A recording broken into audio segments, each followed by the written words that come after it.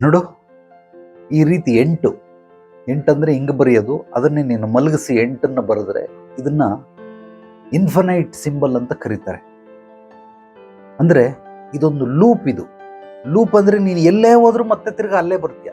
ನೀನು ಎಲ್ಲಿಂದನಾದ್ರೂ ಶುರು ಮಾಡು, ಹೇಗೆ ಮಾಡಿದ್ರು ತಿರ್ಗಾ ಬಂದು ಅಲ್ಲೇ ನಿಂತ್ಕೊಳ್ತೀಯ. ಅದೇ ರೀತಿ ನಮ್ಮ ಮನಸ್ಥಿತಿ ಕೂಡ ಒಂದು ಲೂಪಲ್ಲೇ ಸುತ್ತಾ ಇರುತ್ತೆ. ಆ ಪರಿಸ್ಥಿತಿಗಳು, ಮನಸ್ಥಿತಿಗಳು, ನಮ್ಮ ಇಡೀ ಬದುಕನ್ನ ನೀವು ಗಮನಿಸು, ಅದೇ ಲೂಪಲ್ಲಿ ಸುತ್ತಾ ಇರುತ್ತೆ. ಆ ಲೂಪಲ್ಲಿ 2 ರೀತಿ, ಒಂದು ನೆಗೆಟಿವ್ ಲೂಪ್, ಇನ್ನೊಂದು ಪಾಸಿಟಿವ್ ಲೂಪ್. ಎರಡಕ್ಕೂ ಒಂದೇ ಲೂಪೇ ಕೆಲಸ ಮಾಡೋದು.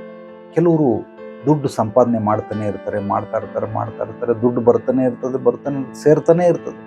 ಯಾಕೆಂದ್ರೆ ಆ ಲೂಪಲ್ಲಿ ಸಿಗಾಕೊಂಡಿದ್ದಾರೆ, ಅವ್ರಿಗೆ ಅರಿವಿಲ್ಲ.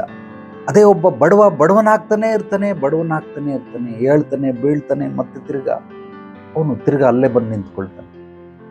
ಸೊ ಯಾಂತ್ರಿಕ ಬದುಕನ್ನ ಯಾರ್ಯಾರು ಮಾಡ್ತಾ ಇರ್ತಾರೆ, ಇದೆಲ್ಲರೂ ಕೂಡ ಲೂಪಲ್ಲೇ ಸುತ್ತಾ ಇರ್ತಾರೆ.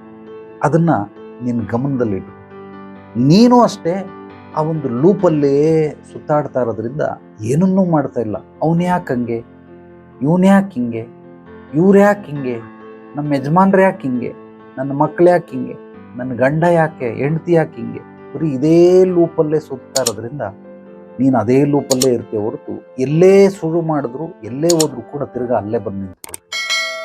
ಅದಕ್ಕೋಸ್ಕರ ಆ ಲೂಪಲ್ಲಿ ಸಿಗಾಕೋ, ಸಕಾರಾತ್ಮಕವಾದ ಲೂಪಲ್ಲಿ ಸಿಗಾಕೋ, ಅದರ ನೆಗೆಟಿವ್ ಲೂಪಲ್ಲಿ ಸಿಗಾಕೊಂಬೇಡ. ಯಾವಾಗ ನಾನು ಹೇಳಿದ ನಿನಗೆ ಅರ್ಥ ಆಗುತ್ತೆ, ಖಂಡಿತವಾಗ್ಲೂ ನಿನ್ನ ಬದುಕು ಕೂಡ ಬಂಗಾರವಾಗುತ್ತೆ.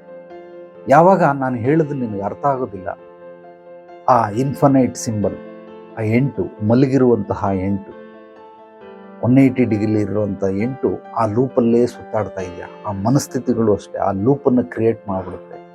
ಆ ಲೂಪನ್ನು ನಕಾರಾತ್ಮಕವಾಗಿ ಕ್ರಿಯೇಟ್ ಮಾಡೋದಕ್ಕಿಂತ ಸಕಾರಾತ್ಮಕವಾಗಿ ಕ್ರಿಯೇಟ್ ಮಾಡ್ಕೊಳ್ಳೋದನ್ನು ನೀನು ಕಲ್ತ್ಕೊಳ್ಬೇಕಾಗುತ್ತೆ. ಇದೊಂದು ಅದ್ಭುತವಾದಂತಹ ಕಲೆ ಮತ್ತು ವಿದ್ಯೆ.